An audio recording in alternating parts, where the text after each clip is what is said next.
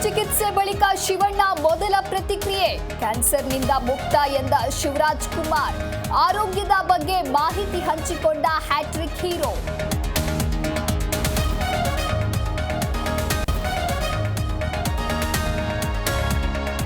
ದಾಸನ ಅಭಿಮಾನಿಗಳಿಗೆ ಕಾದಿದೆ ಸಿಹಿ ಸುದ್ದಿ. ಡೆವಿಲ್ ಡಬ್ಬಿಂಗ್ ಮಾಡ್ತಾರಂತೆ ದರ್ಶನ್.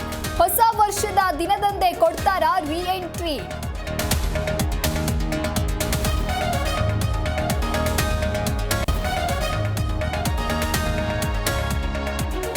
ಶ್ವಾನದ ಮೇಲಿನ ಪ್ರೀತಿಗೆ ಯುವಕ ಆತ್ಮಹತ್ಯೆ ಶಂಕೆ.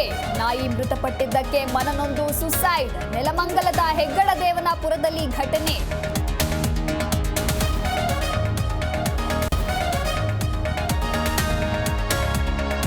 ನಾಡಿನ ದೇಗುಲಗಳಲ್ಲಿ ಹೊಸ ವರ್ಷದ ಸಂಭ್ರಮ ಸಡಗರ.